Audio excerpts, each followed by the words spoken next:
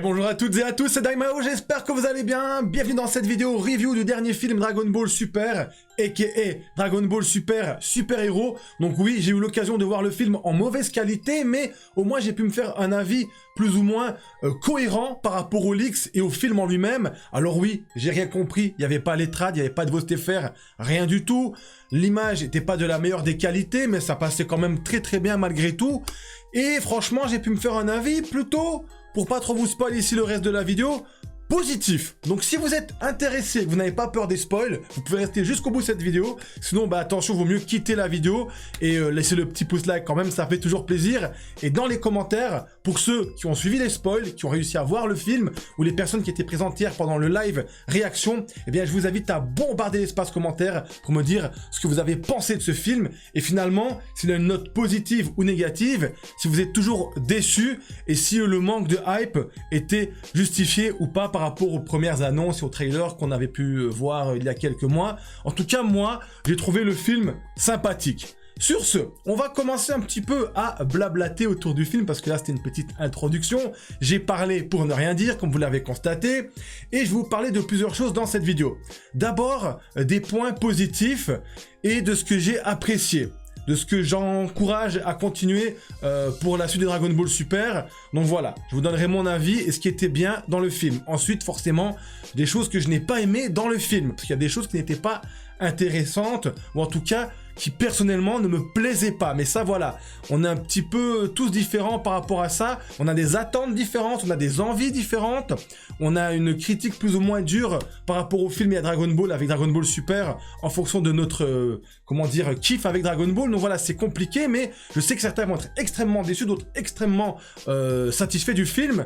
Il y a une chose qu'il faut savoir, c'est qu'on ne peut pas plaire à tout le monde, que les goûts et les couleurs, eh bien, c'est pas les mêmes pour tout le monde, donc ça ne se discute pas, comme on dit. Voilà, c'est simple, efficace, et c'est la base même. On parlera également du fan service, parce que ça, le fan service, les amis, c'est ce qui revient toujours quand on parle de Dragon Ball Super, ou même dans d'autres animés, d'un film, d'une OAV, et j'aime pas trop cette expression, parce qu'en vrai de vrai, du fan service, ça veut dire...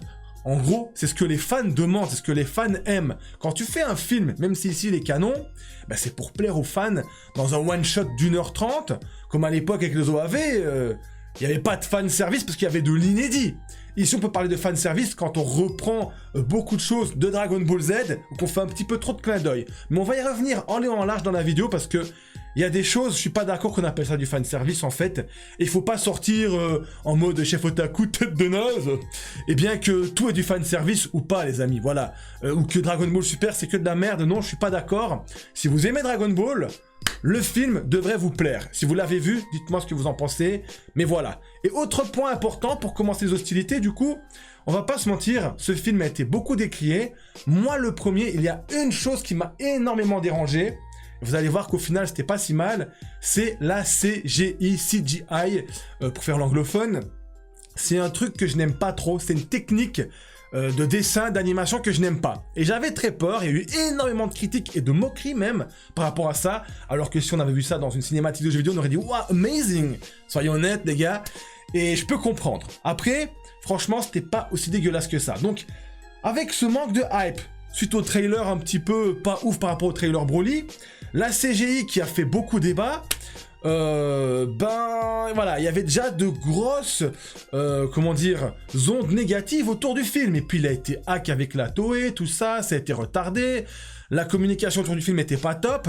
Donc voilà, en vrai de vrai, toutes ces choses au final, eh bien elles ont été bénéfiques pour le film. Parce que quand il y a un film qui arrive, même si c'est Dragon Ball ou une autre licence que vous kiffez, si vous partez du principe que ça va être nul, vous allez le regarder vraiment de façon, comment dire, sans attente, sans espérance immense. Et du coup, vous allez mieux apprécier le film, et vous allez pouvoir le juger plus à sa juste valeur, et comment dire, plus l'apprécier. Parce que moi, quand on me parle par exemple d'une série du moment, ou d'un animé qui cartonne, ouais, c'est une dinguerie, moi du coup, quand je vais le regarder pour le découvrir, je vais être très critique avec ce genre de choses, et souvent je suis déçu ou mitigé. Là forcément ça tend à rien, donc ça peut être qu'une bonne surprise ou de la merde. Donc ça au final, ça a été positif pour le film, quoi qu'on en dise. Pareil avec le manque de trailers ultra hypants, parce qu'avec Dragon Ball Super Broly, on a tous kiffé, mais il y avait un peu trop d'images et trop de leaks du film qui étaient officiels, hein, avant la sortie même du film. Donc forcément, t'as pas d'effet de surprise dans le film, tu sais trop à quoi t'attendre. Tandis que là, il y a des gens qui vont y aller voir le film parce qu'ils sont curieux, ils sont vraiment dans l'inconnu, et ça, je valide. Donc voilà, franchement, c'est des choses qui ont pu, au final, paraître négatives et pas positives pour le film, et du coup, faire en sorte qu'il y ait moins de hype autour du film, mais qui finalement, si on réfléchit bien, eh bien, ça ne peut que permettre de mieux apprécier le film, de mieux le découvrir, et au final, vous allez voir qu'il aura beaucoup de notes positives, j'en suis certain. Maintenant, je vais parler du film un petit peu en long en large. Donc là, je vais pas faire un résumé du film, même s'il va y avoir des spoils, donc je l'ai déjà dit, attention s'il y a des spoils, partez maintenant, sans oublier le pouce like comme d'habitude. Mais le film en lui-même, eh bien, il y a deux choses que je valide. Déjà, la prise de risque, parce que la prise de risque, quand tu fais un film en CGI, bon, moi j'aime pas, mais je valide quand même, c'est une prise de risque. Surtout qu'au début, ça n'a pas plu à la commu quand on a annoncé ça. Donc ça, c'est une prise de risque que je valide. Deuxième prise de risque que je valide également, je dis il y a deux choses que je valide, c'est le fait de ne pas mettre Goku et Vegeta au centre du film. Et ça, je valide énormément, quoi qu'on en dise. Pour moi, rien qu'avec ça, ça place le film déjà dans le top des films Dragon Ball. Ça change, surtout pour Dragon Ball Super. Même si je sais qu'on m'avait dit que Fukatsu no F, parce que j'ai jamais fait attention aux détails, mais les estampillés Dragon Ball Z et pas Dragon Ball Super, pour moi c'est le pire film Dragon Ball sorti récemment. Et moi je vais dire que c'est du Dragon Ball Super, pas du Dragon Ball Z, parce que voilà, c'est voilà Golden Freezer, tout ça, SSJ Blue, c'est Dragon Ball Super, c'est pas Dragon Ball Z. Et ici on est sur un film qui est beaucoup plus intéressant pour moi que par exemple Fukatsu no F. Déjà je vous le dis directement, des films pires que ça, il y en a beaucoup dans Dragon Ball, même Dragon Ball Z. Bio Broly, par exemple, c'est de la merde. Faut pas se mentir, c'est dégueulasse. Fukatsu no F, c'est de la merde. Beerus, j'avais quand même apprécié parce qu'il y avait la découverte de nouveaux personnages, mais SSJ God, petite, comment dire, célébration, là, incantation pour passer sur SSJ God, j'avais pas kiffé. C'est pas ouf. Ici, le film, clairement, il est mieux que ces films-là. Et moi, les OAV dans Dragon Ball, j'ai toujours kiffé. Mais il faut pas se mentir, hein. Il faut penser au contexte de l'époque. C'est juste qu'il y avait... Le côté positif, c'est que c'était inédit. C'était en mode dessin Dragon Ball Z, plus violence, sang, bonne OST de l'époque, et inédit, donc découverte. C'est pour ça qu'on a kiffé, mais... il faut être honnête, faut pas se mentir. Il y a des OAV, voilà, c'était 40 minutes. Le scénario souvent était basique. Et c'était un peu du pouvoir de l'amitié. Bon, je caricature, mais à la fin, voilà. C'est pour ça que moi j'avais kiffé Dragon Ball Super Broly. C'était beaucoup de bagarres, beaucoup de crimes. On avait un vrai combat. Et Broly s'est pas fait one shot en une attaque par Gogeta. Parce que ça, je n'aime pas. Même si vous allez voir que... Il y a ce petit côté que j'ai pas trop kiffé. Mais c'était bien amené, c'était stylé. Donc ça, finalement, c'était bien. C'était bien. Voilà. Donc voilà, pour le film... Donc j'en ai tout parce que je me perds dans mes idées. D'ailleurs, je viens de rentrer du taf, il est 20h30, la vidéo va sortir à 22h. Je suis désolé, j'espère que vous la verrez quand même. Je compte sur vous pour le soutien à la famille et les commentaires, pour qu'on puisse en débattre demain ou après-demain en live avec vous. Et le film, voilà, c'est des prises de risques intéressantes, et je valide très fort. Sinon, le scénario, j'ai pas tout compris de A à Z. Il y avait des phases sur la planète de Beerus qui avaient l'air très intéressantes, avec des discussions avec Beerus, Whis, Broly, Goku, Vegeta. Sans les trades, même s'il y a les synopsis et les résumés en gros sur le net que j'ai pas trop lu, eh bien c'est délicat de comprendre et de se faire un vrai avis là-dessus, mais ça a l'air intéressant pour la suite. Je rappelle quand même une chose importante, pour ceux qui suivent le manga Dragon Ball Super, ça se situe après l'arc Granola.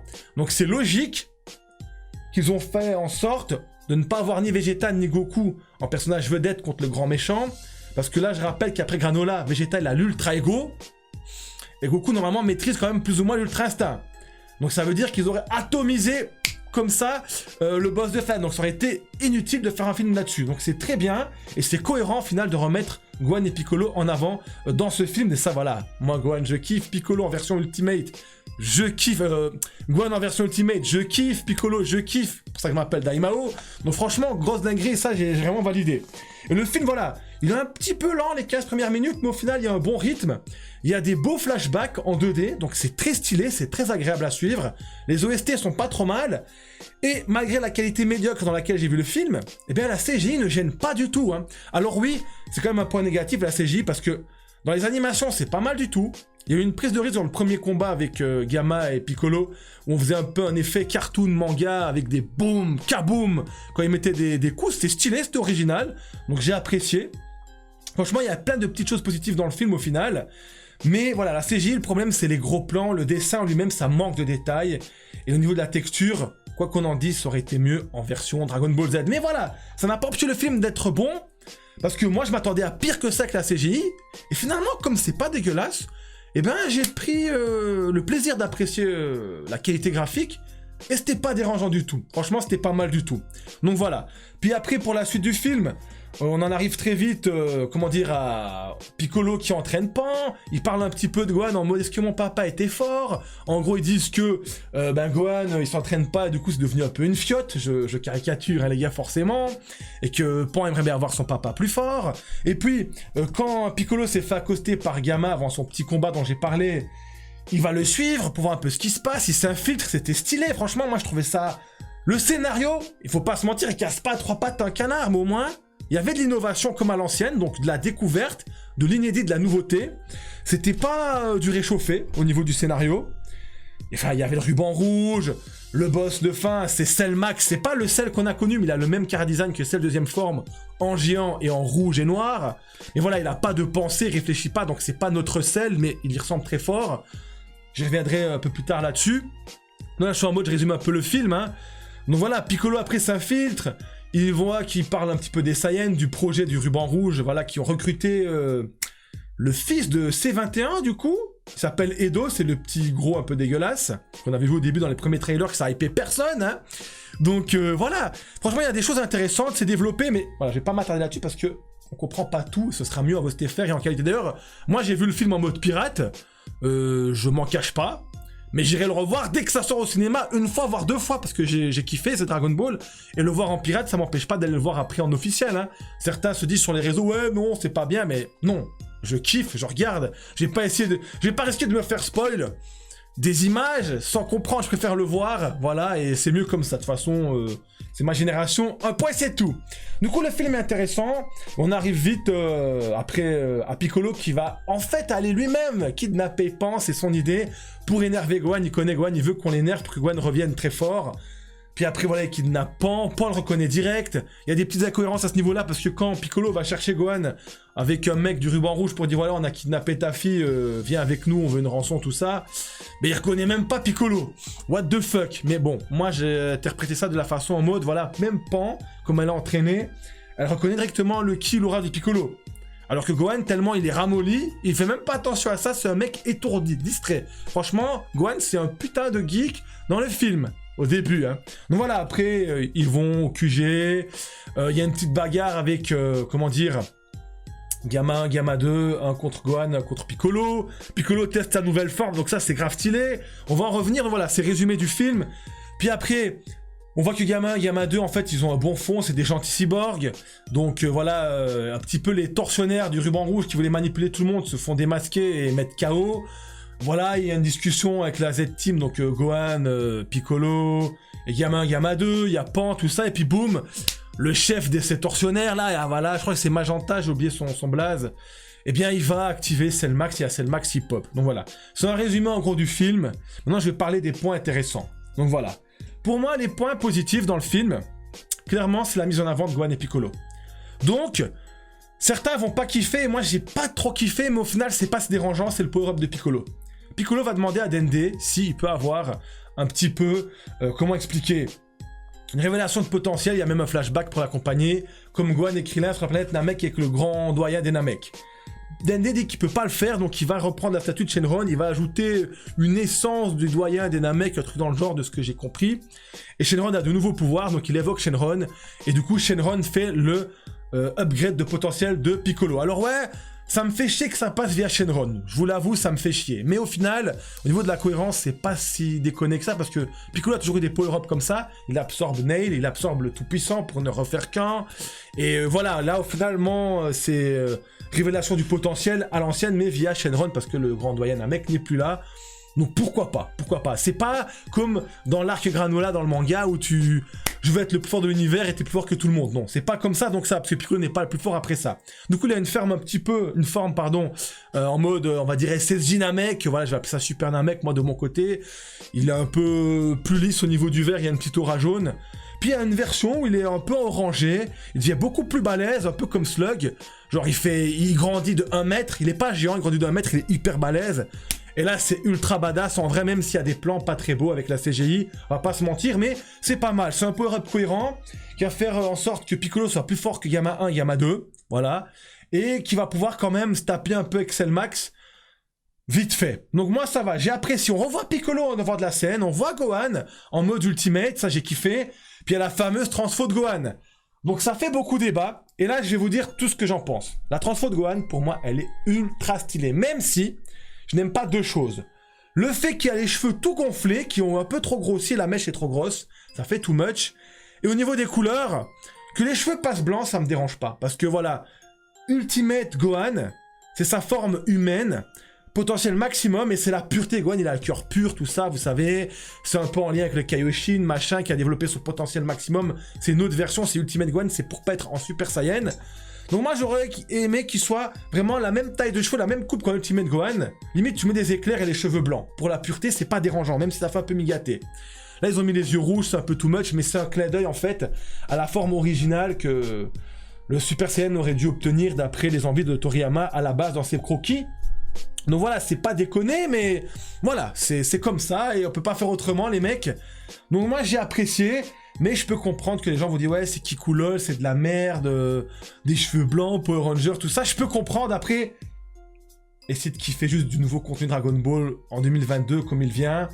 Et faites pas les puristes, moi je suis vraiment gars de la vieille à l'ancienne, pour ça je vais pas faire mon puriste. Moi je trouve c'est validé.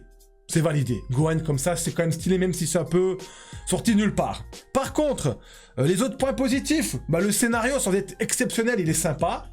Pan, j'ai quand même kiffé alors que je l'ai détesté dans GT. On a revu Trunks et Goten ado, ils étaient pas mal faits. On a eu Gotenks à l'action, c'était bien amené, il y avait du vrai humour Dragon Ball Z. Donc j'ai kiffé, il y avait vraiment du sérieux, de l'humour et des bonnes références. Il y avait vraiment des bonnes références à Dragon Ball Z. Pour une fois, on n'est pas tombé dans l'abus de références à tout va. Et il y avait vraiment des véritables clins d'œil qui étaient bien amenés. Pour pas tomber dans l'excès de fanservice. Parce qu'en fait, ce qu'on appelle fanservice, pour moi, c'est quand tu vas dans l'abus des clins d'œil et des références par rapport à Dragon Ball Z, dans Dragon Ball Super, et que tu veux faire que du copier-coller. Voilà. Donc vraiment, le film en soi, il était assez positif. Et je vais pas faire le mec, waouh, trop bien, alors que je suis un bon défenseur de Dragon Ball Super en vrai, ou que c'est de la merde. Moi, je lui mettrais 6,5, 7 sur 10. Voilà. Ça me semble cohérent et justifié. Alors je m'explique pourquoi pas plus. Et ben on va venir au point négatif. Premier point négatif, le méchant. Et c'est le pire point négatif en fait. Un géant, j'aime pas. Un remake de Cell, même si c'est pas le même Cell, j'aime pas. J'aurais espéré, pour ce film, c'est vraiment le point le plus important, qu'ils innovent. On a fait Gamma 1, Gamma 2, ils sont stylés en vrai. Mais pourquoi pas mettre un nouveau méchant? Même s'il était en géant que j'aurais pas kiffé, tu le mets en géant, mais un nouveau chara design, j'aurais préféré avec un nouveau nom, Ultimate Cyborg, j'en sais rien moi. Un truc dans le genre et basta, voilà. Ça, c'est vraiment le point négatif. Après, pour faire du positif dans le négatif, ils ont réussi à faire un vrai combat de géants stylé et sympa pour une fois, parce qu'on avait Piccolo avec sa nouvelle forme qui est passé géant, et c'était grave stylé, ils ont bien animé ça, et c'était pas juste un géant avec plein de Kikoa, et basta. Donc franchement, c'était pas si mal, j'aurais espéré que ce soit une nouvelle forme, un truc innovant, voilà. Donc c'est dommage. Deuxième point négatif, ben, c'est le manque de sang. Parce qu'il y a eu peu de sang à la fin avec Piccolo, c'était quand même stylé. Mais voilà, ça manquait clairement de sang et un peu d'impact, de puissance, de dramaturgie. Quoi qu'on va y revenir, j'ai oublié un point positif, c'est Gamma 1, Gamma 2. Le sacrifice de Gamma 2, il est grave stylé. Et ça nous permet d'avoir un mort de Dragon Ball Super. Parce que Gamma 2, oui, spoil, il est mort. C'était un peu émouvant, un peu triste, même si on n'a pas le temps de s'attacher au personnage. On a vu qu'il avait une vraie personnalité, un vrai charisme en fait, même si c'est qu'un cyborg. Je trouvais qu'il était stylé. Il était vraiment vachement cool ce perso. Et son sacrifice et tout, c'était vraiment badass. Et voilà, à la fin, t'as un mort et tout. Donc c'est encore un point positif, j'avais envie d'en parler, pardon. J'en viens du boulot, je suis fatigué, je balbutie un petit peu, désolé.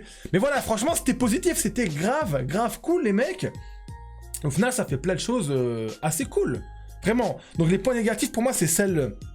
Enfin, le remake de Cell, du coup, manque d'originalité, et... Deuxième point négatif, c'est pas la transfo de Gohan, c'est comment la transfo arrive. Donc, Le moment où il crie, tu vois tous les éclairs et tout, c'est stylé. Mais la transfo de Gohan, ils ont pas réussi à faire une scène mythique. Contrairement à un Piccolo quand il passe en... On va appeler Orange Piccolo. Moi, je vais appeler ça Piccolo Titan Colossal Divin, limite.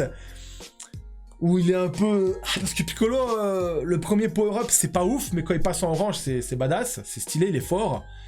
Mais voilà, Gohan, ça va trop vite. Il n'y a pas une OST mémorable. Parce qu'ils ont voulu faire du fanservice, voilà. Ça, c'est du fanservice. La transfo de Gohan, ça, j'ai pas aimé. Ils ont fait des clins d'œil sympas, subtils, mais ça, j'ai pas aimé. Remettre son œil choqué, le fond noir avec la ligne rouge, et puis, bah, c'était too much. Ça, c'était véritablement ce qu'on appelle du fanservice. Et ça, j'ai pas aimé ce fanservice-là. Tu vois, ça, j'ai pas kiffé. C'est mon avis, hein. Vous pouvez être ne pas d'accord avec moi, on débattra en commentaire et en prochain live. Mais voilà. Donc, franchement, ça, j'ai pas kiffé. Et j'aurais aimé qu'il y ait une OST un peu plus stylée, quitte à faire du fanservice, mettre une nouvelle OST, mais voilà, faire un truc mémorable, et que ça soit un peu moins rushé, et qu'on ressente plus les émotions et la transfo. Voilà, ça c'est le point négatif, en plus de celle. Et sinon, à part ça, il n'y a pas de point négatif extrêmement négatif, en vrai. Hein. Voilà. C'était plutôt pas mal, il y avait beaucoup d'humour. Moi, Gotenks, j'ai kiffé avec son cul et tout, le truc déchiré, c'était pas mal. Donc voilà, il y avait le vrai humour Dragon Ball Z. Peut-être par moment un peu too much, mais on n'a pas les VOSTFR, donc on n'a pas la trad, c'est difficile de vraiment juger. Mais voilà, c'était bien équilibré au final, les combats étaient sympas. Ultimate Gohan, j'ai trop kiffé le revoir, puis quand il s'est transformé, c'était trop badass. Et la scène de fin, masterclass. Gohan qui l'achève avec un Makaken Kosapo, désolé, j'ai estropié le blaze de la technique de Piccolo, mais j'ai soif et j'ai faim, les gars, désolé, je suis en train de... Je vais avoir de la bave blanche à la fin de la vidéo. Donc voilà, c'était ultra stylé. Là, il y avait un petit clin d'œil en mode Piccolo qui neutralise en géant un petit peu Cellmax. Ça, c'était un clin d'œil intelligent. Alors oui, ça fait la scène de Raditz avec le Makaken Kosapo qui se tient pour neutraliser l'ennemi, mais il est pas mort, c'est pas un sacrifice.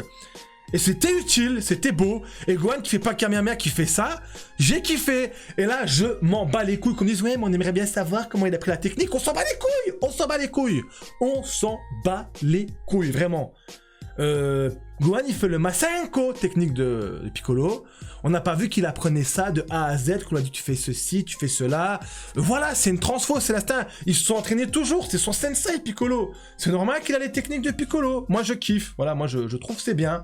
On sait qu'il a appris que Piccolo et basta. Pareil, Trunks du futur de Dragon Ball Z, il fait des techniques de Gohan, de Mirai Gohan, des techniques de Piccolo un petit peu. Il a le Masenko aussi. On t'a pas expliqué, voilà, tu fais ceci, tu fais cela, t'as des picotements dans le dos. De toute façon, quand tu veux expliquer comment t'apprends une technique, ça n'a plus de sens. Tu arrives avec des dingueries comme les picotements dans le dos du SSJ2. Là, ils sont entraînés avec lui, ça suffit. C'est Piccolo qui a créé cette technique. Gohan s'est entraîné avec Piccolo, il maîtrise la technique, c'est tout. Quand, comment, je m'en fous. C'était stylé. Et voilà, franchement, j'ai kiffé. Et sinon, en parlant de fanservice, il n'y en avait pas tant que ça, les gars. On dit qu'il y en avait beaucoup, mais pas tant que ça. T'avais quelques références. Pour moi, le vrai fanservice, c'est quand Gohan se transforme, c'est tout. Et le Cell, parce que les gens voulaient revoir un gars comme Cell, même si c'est pas vraiment Cell, c'est du fanservice. Sinon, t'avais aussi une troisième dose de fanservice. On a eu un petit combat sympathique en forme de base de Goku versus Vegeta qui s'entraînait chez Beerus. C'était propre, c'était du fanservice intelligent, parce qu'on veut tous revoir ça. Et dans ce fanservice, t'avais un clin d'œil au combat Majin versus Goku SSJ2, sauf que là c'était les rôles inversés, c'était Vegeta comme ça dans le rocher, bon on l'a pas mis des claques hein, mais après les coups de boule et tout, ça c'était une belle référence. Donc voilà, globalement, je me suis un peu éparpillé, la vidéo va être un peu longue, et j'ai peut-être oublié de parler de certains points essentiels ou pas.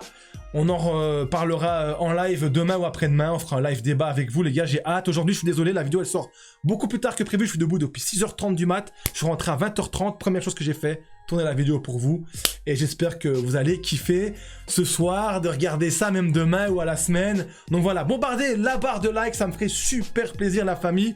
Il n'y aura pas de montage avec des petites images, tout ça du film que j'aurais espéré mettre. Voilà, je m'adresse surtout à ceux qui ont vu le film. On l'a vu, on était 200 en live. J'espère que vous serez présents pour voir la vidéo. Et on en reparlera en live pour ceux qui ont lu les spoils. Donc voilà, comme ça au moins, il n'y a pas de spoil imagé. Je vous laisse vous imaginer vous-même un petit peu si vous avez réussi à résister. Comment ça va se passer. En tout cas, merci à tous. Prenez soin de vous. Passez une excellente semaine. Une bonne soirée, une bonne journée. Je sais pas quand vous verrez la vidéo. Et on se dit à très bientôt. Peace!